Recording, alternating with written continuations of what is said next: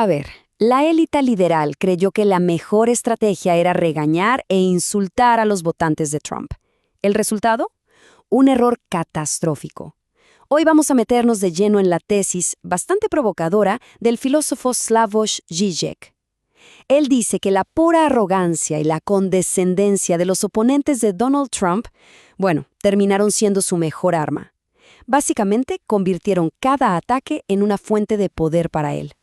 Bueno, vamos directo al grano. Žižek nos pone sobre la mesa una paradoja, que es fundamental para entender todo esto. Resulta que la estrategia liberal de burlarse, de ridiculizar, no solo no funcionó, sino que, de hecho, provocó exactamente lo contrario. O sea, en lugar de debilitar a Trump, lo que hizo fue fortalecer su conexión con un montón de gente. La gran pregunta es, ¿cómo es posible que pasara algo así? Bueno, para entender cómo llegamos a este punto, Žižek nos dice que hay que buscar el origen de lo que él llama la pura arrogancia de la élite intelectual liberal, y resulta que él la ubica en un lugar muy, pero que muy específico.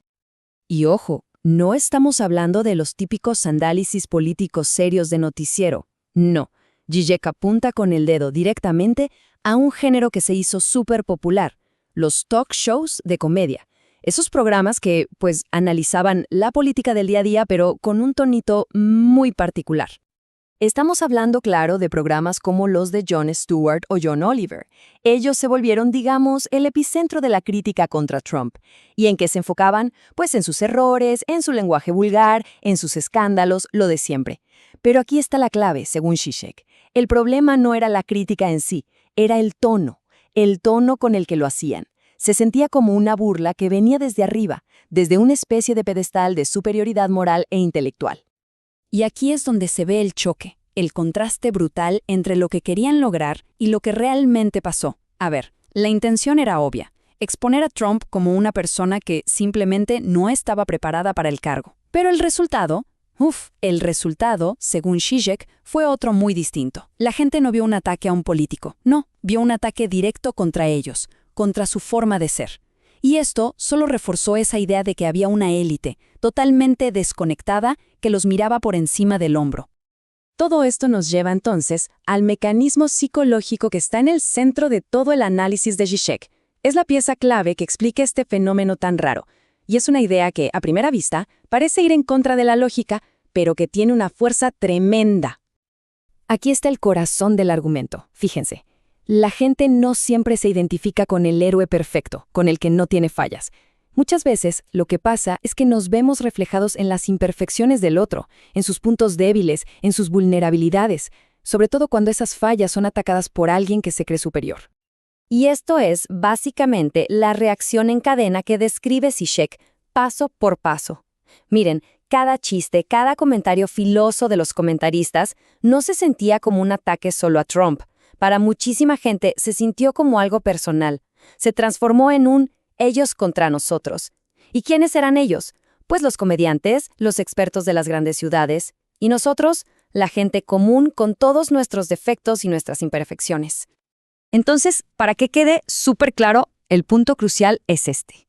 La élite liberal, al intentar hacer quedar a Trump en ridículo, lo que logró, sin darse cuenta, fue convertirlo en una especie de representante, un avatar de la gente de a pie.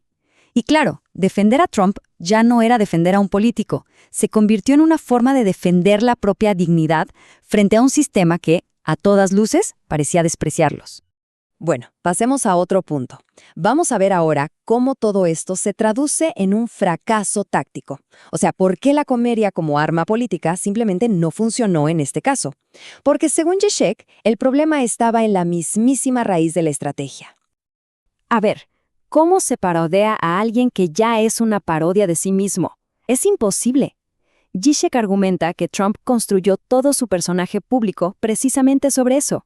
Ser una figura exagerada, casi un personaje de comedia, que venía a romper todas las reglas. Entonces, cuando intentaban parodiarlo, pues la parodia simplemente le rebotaba, porque él ya era la parodia. Y para que quede todavía más claro lo inútiles que eran estos ataques, Žižek usó una analogía, digamos que bastante gráfica.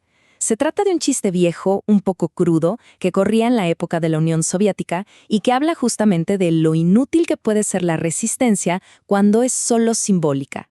Y esa es la conclusión, así de contundente de Zizek. Lo que quiere decir es que toda esa sátira, todas esas burlas, por más inteligentes o ingeniosas que parecieran, nunca fueron una amenaza real para el poder de Trump. En el mejor de los casos eran como una pequeña molestia, un simple ruido de fondo que no cambiaba absolutamente nada en la dinámica de poder real. Ok, pero el análisis no se queda solo en la comedia. Ahora vamos a ampliar un poco la mirada porque Zizek identifica un problema mucho más profundo, algo sistémico en todo el planteamiento de la izquierda. Y aquí viene la que es, probablemente, la crítica más dura de Zizek, citando a Alenka Supanchich. Él sostiene que la postura principal de la izquierda hacia la clase trabajadora, esa que no compartía su visión del mundo, se redujo a una cosa: una constante reprimenda moral. Según Zizek, la izquierda básicamente ofrecía dos caminos, y los dos eran igual de malos para conectar con la gente. Por un lado, te regañaban y te insultaban si no pensabas correctamente, y por otro lado, que según él era aún peor, te trataban con una falsa comprensión, con paternalismo, como si fueras un niño confundido al que hay que guiar. O sea, ninguna de las dos posturas te trata como un igual. Y este distanciamiento, esta alienación, según Zizek, nos llevó a la paradoja política más grande de todas, a que los votantes más pobres, los más desfavorecidos, terminaran luchando por un multimillonario. ¿Por qué? Porque sentían que la otra opción, la alternativa, era una élite que no solo no los entendía, sino que activamente los despreciaba. Y bueno, con todo esto sobre la mesa, llegamos a la conclusión del análisis de Zizek. Y ojo, que no es solo una crítica de lo que ya pasó, es, más bien, una advertencia muy seria, muy urgente, de cara al futuro. Zizek le pone un nombre a este momento: el punto cero. Piénsenlo como tocar fondo, el momento del fracaso absoluto, donde las estrategias de siempre ya no sirven para nada. Pero, y aquí está lo importante, ese punto cero es también el único lugar desde el cual se puede empezar de nuevo, desde la nada, para construir algo que sea de verdad diferente. Entonces, ¿cuál es la lección aquí? Según Zizek, la izquierda tiene que dejar de tenerle miedo a que la vean como demasiado extremista. Tiene que abandonar esa obsesión por buscar la aprobación del centro político, porque esa estrategia, al final, fue la que la llevó a este fracaso, la que diluyó cualquier alternativa real. Y este es el ultimátum final. Para Zizek, las cosas están así de claras. No hay puntos intermedios. Esas viejas tácticas de sentirse moralmente superior y de burlarse del otro simplemente ya no funcionan.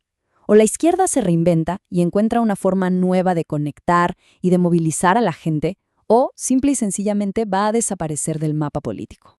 Y así, todo el análisis de Zizek nos deja con una pregunta flotando en el aire, una pregunta fundamental.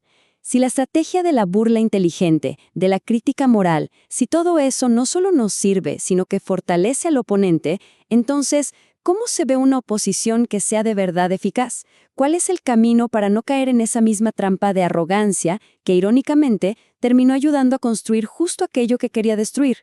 Una pregunta que sin duda sigue más vigente que nunca.